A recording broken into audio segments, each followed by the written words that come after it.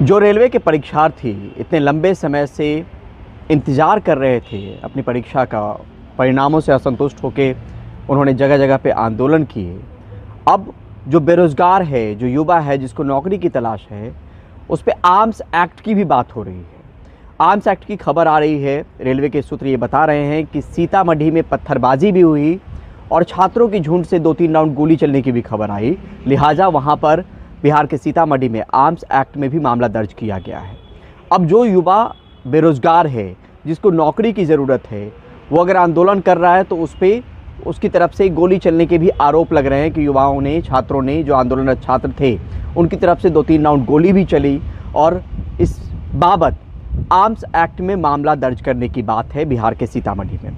इसमें अगर आपको बताएं कि ये जो आंदोलन चला, उसमें कहीं से जो सरकारी संपत्ति को नुकसान पहुंचा है उसको जायज़ नहीं ठहराया जा सकता है और उसकी निंदा होनी चाहिए, क्योंकि वो गया हो, आरा हो, नवादा हो, सीतामढ़ी हो, इन सब तमाम जगहों पे जो पत्थरबाजी हुई, जो छात्र ट्रैक पर उतरे, उसमें संपत्ति को भी नुकसान पहुंचा है। और संपत्ति के नुकसान पहुंचने के बारे में सिर्फ अभी नवादा का आकलन ये किया गया है, बिहार के नवादा का, कि वहाँ पर रेलवे को करीब 3 करोड़ की संपत्ति का नुकसान हुआ है।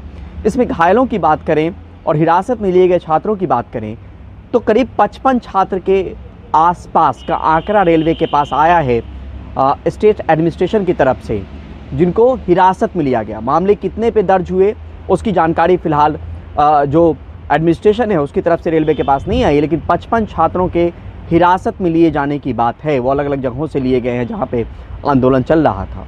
और 12 सरकारी कर्मचारी घायल हुए हैं, चाहे वो आरपीएफ के हों, आरपीएसएफ के हों, जीआरपी के हों, फायरमैन भी हों, तो ये तमाम लोग के घायल होने की भी बात है। सिलसिलेवार तरीके से अगर आपको बताएं और समझाएं कि इस आंदोलन के दौरान कहाँ से कितने छात्र जो है वो हिरासत में लिए गए हैं, उसमें अगर आपको बताएं तो इसमें जो रेलवे के पास स्टेट एडमिनिस्ट्रेशन की तरफ से या डिस्ट्रिक्ट एडमिनिस्ट्रेशन की तरफ से जो खबर आई है उसके मुताबिक 55 छात्र हैं। नवादा में 32 छात्रों को हिरासत में लिया गया है, जहानाबाद में 2 छात्र, सीतामढ़ी में 13 छात्र, गया में 8 छात्र। हालांकि एफआईआर कितने पे दर्ज हुई है इसकी जानकारी फ़िलहाल जो रेलवे के सूत्र हैं वो नहीं बता रहे कि एफआईआर कितने पे दर्ज हुई, उनके पास जानकारी नहीं है, वो ये बात कह रहे हैं। लेकिन निश्चित तौर पे एफआईआर की भी खबर आ रही है। एफआईआर भी इन छात्रों पे दर्ज होगा जो बेरोज़गार हैं, जो अपनी मांगों को लेकर आंदोलनरत थे। हालांकि पत्थरबाजी की भी बात हुई है और संपत्ति को नुकसान की भी बात हुई है, तो इन तमाम चीज़ों को लेकर आर्म्स एक्ट की भी बात हमने की कि आर्म्स एक्ट जैसी धाराएं जो है वो लगाने की बात हो रही है कुछ जगहों पे। 12 सरकारी कर्मचारी के घायल होने की बात है। इसमें 12 सरकारी कर्मचारी में नवादा में जो घायल कर्मचारी हैं उनमें आरपीएसएफ के 2 हैं स्टाफ, आरपीएफ के 4 हैं, फायरमैन 1 है और जीआरपी के 2 लोग हैं। वहीं सीतामढ़ी में 3 जीआरपी के स्टाफ घायल हुए, तो कुल 12 स्टाफ के घायल होने की बात सामने में निकल कर आई है। 55 छात्रों की हिरासत में लिए जाने की बात है। या ये सिर्फ बिहार के आंकड़े हैं, उत्तर प्रदेश को लेकर ऐसी कोई आंकड़ों की जानकारी रेलवे के पास नहीं है जो हमें नहीं मिल पाई अभी फ़िलहाल। लेकिन यहाँ पर आप एक चीज़ समझिए और सोचिए कि जो छात्र जिनको नौकरी चाहिए, जो अपनी मांगों को लेकर आंदोलन में कूदे, अपनी आवाज़ बुलंद करने के लिए कूदे, उन्होंने पहले सोशल मीडिया हैंडल से अपनी आवाज़ बुलंद करने की कोशिश की, अपनी बात पहुँचाने की कोशिश की, फिर उनको ट्रैक पर उतरना पड़ा या फिर जगह जगह आंदोलन करने पड़े। जो लंबे समय से तैयारी कर रहा है, क्योंकि मैं खुद भी बिहार से हूँ और छोटे कस्बों और इलाकों में हमने देखा है कि जो लोग तैयारी करते हैं वो कितनी लगन से और कितनी मेहनत से और कितने लंबे समय की तैयारी होती है। 2019 की ये पूरी प्रक्रिया होनी थी, वो टलते टलते कभी जो जिनको एग्ज़ाम कंडक्ट करवाना था उसमें देरी लग गई। रेल मंत्री ये भी कहते हैं कि इतने जब आवेदन आएंगे तो उसमें वक्त लगेगा, जो एजेंसी हायर करने में भी 6 महीने का वक्त लगा। फिर कोरोना आ गया और अब जब एग्ज़ाम लिया गया तो उससे असंतुष्ट छात्रों ने यह आंदोलन किया। जहाँ पे रेलवे की संपत्ति को नुकसान पहुँचाया गया या उसमें आगजनी की खबर की रिपोर्ट सामने में निकल कर आई है, उसको कहीं से ठीक नहीं ठहराया जा सकता। लेकिन ये लोग सोशल मीडिया पे अपना कैंपेन चलाने के बाद तब ज़मीन पर उतरे और इनको उतरना इसलिए पड़ा कि करो या मरो जैसी स्थिति इनके सामने में थी। क्योंकि जो लंबे समय से तैयारी करता है वो खुद से भी तैयारी करता है, परिवार की एक उम्मीद टिकी होती है, कई लोग कोचिंग ले रहे होते हैं, तो एक लंबा वक्त जाता है उसमें।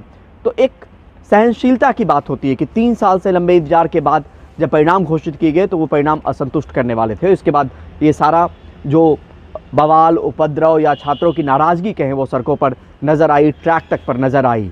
लेकिन यहाँ पर एक बार फिर से कहना यह है कि ये जानकारी रेलवे सूत्र की तरफ से ये बताया जा रहा है कि सीतामढ़ी में उन छात्रों के झुंड की तरफ से फायरिंग की खबर आई और लिहाजा आर्म्स एक्ट लगाया गया। पत्थरबाजी भी चीज़ें दिख रही हैं सामने में और पुलिस की बर्बरता भी सामने में दिख रही है। कार्रवाई भी हुई है उत्तर प्रदेश में पुलिस पे जिन्होंने इस तरह की बर्बरता का अंजाम दिया है। लेकिन ये सोचने वाली बात है कि जो छात्र इतने लंबे समय से एक रोज़गार को लेकर एक तैयारी कर रहे होंगे, उसकी उम्मीद बांधे होंगे, उनको लेकर अब गोली चलने तक की बात आ रही है, गोली चलाने तक की बात आ रही है। लिहाजा ये कमेटी अब बन गई है। कमेटी देखेगी कि ग्रीवांसेस किस तरीके से आ रहे हैं छात्रों की तरफ से, और 4 मार्च या उससे पहले भी मुमकिन हो सकता है कि उनका जो रिकमेंडेशन है, उनकी जो सिफारिश है वो सामने में निकल कर आएगी। लेकिन एक बात यहाँ पर साफ है कि जो रेलवे एक वक्त में छात्रों को चेतावनी दे रही थी, अब जो बुधवार है यानी कल वो चेती है, उसने कमेटी बनाई है। कमेटी भी अपनी रिपोर्ट सबमिट करेगी। लेकिन यहाँ पर एक बार फिर से आपको बताएं कि 55 छात्रों के हिरासत में लिए जाने की बात अब तक सामने में निकल कर आई है और 12 सरकारी कर्मचारी इस आंदोलन के दौरान घायल हुए हैं।